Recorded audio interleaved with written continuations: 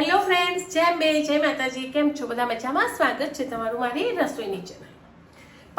પનીર ભુરજી, પનીરનું શાક આપણે બહુ બધું બનાવતા હોઈએ છીએ, પણ આજે પનીરનું કે એવું કશી જ વસ્તુ નથી લેવાની અને તો બી ભુરજી બનાવીશું. પણ એ બનાવીશું આપણે ચણાના લોટની, એટલે બેસનની ભુરજી. તો મેં લઈ લીધા છે અંદર જોઈતા વેજીટેબલ, લસણ, કોથમીર, મરચાં બધું જ. અને એ લીધું છે 1 વાટકી જેટલું દહીં અને અડધી વાટકી જેટલું બેસન. તો ચલો પહેલાં આપણે કરી લઈએ લસણ મરચાંને વાટીને તૈયાર, અને આ બધા કરી લઈશું આપણે કટરમાં ચોપ. બરાબર? તો ચલો પહેલાં એને સમારવાની ને કટ કરવાની તૈયારી કરી લઈએ. મેં લીધું છે અડધું શિમલા મરચું. ટામેટાં લઈશું જરૂરિયાતને ખટાશ પ્રમાણે, તમને જેવી ખટાશને ભાવતી હોય, કારણ કે અંદર એડ કરીશું આપણે દહીં બી, એટલે જે રીતે તમને અનુકૂળ પડે એ રીતે ટામેટાં લઈ લેવાના. હાલ મેં 1 ટામેટું સમાર્યું છે, પણ ગ્રેવીમાં જો ઓછું લાગશે તો આપણે 2 ટામેટાનો ઉપયોગ કરીશું. 2 ડુંગળી લીધી છે. અંદર મસ્ત સારી એવી કોથમીર સમાર લઈશું. કોથમીરનો ટેસ્ટ ભુરજી હોય કે શાક હોય બહુ જ મસ્ત લાગે છે. એવું લાગી રહ્યું છે તો 1 ટામેટું અડધું બીજું સમારી લઈશું. આને કટ કરી લઈશું કટરમાં એકદમ ઝીણા. આની જગ્યાએ તમે પલ્પ બનાવવા માગતા હો મિક્સરમાં તો બી કરી શકો છો. ચલો તો ચેક કરી લઈએ. હજુ થોડું મોટું છે તો હજુ થોડું ઝીણું કરી લઈશું. ચેક કરી લઈશું. બહુ જ મસ્ત સમરાઈ ગયું છે. એને હવે ભેગું કરી લઈશું, મતલબ સાઈડમાં મૂકી દઈશું. અને હવે એક બાઉલ લઈ લઈશું, જેમાં આપણે લોટ લઈ લઈશું. અડધી વાટકી લીધો છે અને દહીં લઈ લઈશું અને બરાબર મિક્સ કરી લઈશું. 1 વાટકી દહીં છે તો સામે 1 વાટકી જેટલું આપણે પાણી એડ કરીશું. લોટ લીધો છે અડધી વાટકી, અડધીથી ઓછો બી તમે લઈ શકો, તમને જેવી થિકનેસ એની ભાવતી હોય એ રીતે. આટલું મસ્ત મિક્સ કરી અને સાઈડમાં આપણે રાખી દઈશું. હાલ આને 10 મિનિટનો રેસ્ટ આપી દઈશું. એક બાઉલ લીધો છે, એમાં તેલ લઈ લઈશું. તેલ બી તમે જે રીતે તમને શાકભાજીમાં ભાવતું હોય એ રીતે જ લેવાનું, ઓવર કેવું લેવાની જરૂર નથી. તો મેં એક બાઉલ લીધું છે સ્ટીલનું, એમાં મેં તેલ મૂકી દીધું છે.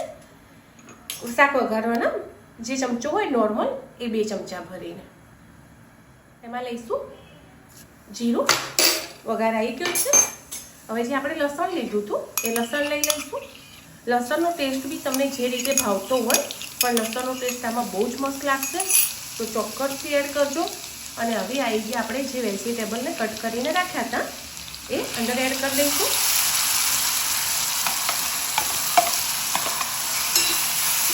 અને એને નોર્મલ મીઠું અને હળદર નાખીને મસ્ત ચડવા દઈશું. 1 નાની ચમચી મીઠું અને 1 નાની ચમચી જેટલી હળદર એડ કરીશું અને એને ઢાંકી દઈશું. એકલા તેલમાં મસ્ત જ્યાં સુધી તેલ છૂટું ના પડે, ઉપર પ્રોપર આપણને ના દેખાય ત્યાં સુધી એને ચડવા દઈશું. આમાં બીજું કોઈ વસ્તુઓની જરૂર હાલ નથી.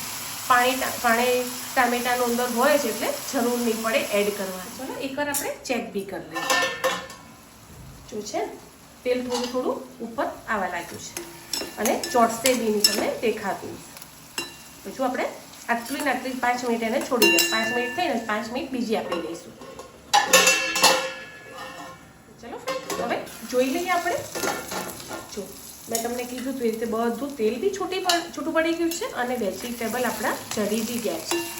અને આમાં કશું જ કરવાનું નથી, ખાલી નોર્મલ આપણે જે આપણે બેસનનો દહીંનો થીક એક પેસ્ટ બનાવીને રાખી હતી ને એ એના ઉપર તમારે રેડી દેવાની છે. ચમચાથી રેડો.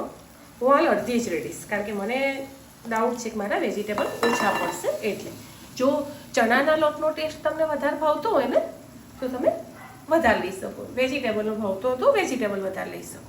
બસ આટલું જ કરવાનું છે. જે પેસ્ટ હતી ચણાના લોટની દહીંની આપણે ઉપર નાખી દીધી છે અને 10 મિનિટ સુધી આને આ રીતે કવર કરી લઈશું. ધીમા તાપે જે આપણે વેજીટેબલમાં જેટલો ટાઈમ રાખ્યો હતો ગેસ ધીમો એટલો જ, એટલે પ્રોપર આપણો લોટ જે છે એ ચડી જાય. તો ચલો ફ્રેન્ડ હવે આપણે જોઈ લઈએ. હવે હાલ બીજું કશું જ નથી કરવાનું. નોર્મલ આપણે જે મસાલા કરવાના છે ને એ મસાલા લઈ લઈશું. તો મેં લીધી છે નાની એક અડધી ચમચી જેટલી ગરમ મસાલો, 1 ચમચી જેટલો મરી પાવડર. તીખું તમે જે રીતે ખાતા હોય એ વસ્તુ લઈ લેવાની. થોડો બી મસાલો એડ કરજો. અને 2 ચમચી જેટલું કાશ્મીરી મરચું. મીઠું આપણે શાકના ભાગનું નાખ્યું હતું, તો નોર્મલ અત્યારે થોડું મીઠું એડ કરી લઈશું. હવે આપણે ચમચાથી એને હલાવીશું. દેખાય છે ને બેસન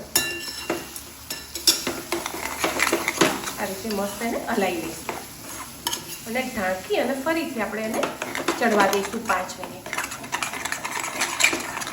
હજુ બેસન થોડું કાચું છે એટલે હવે એ ચડશે શાકમાં.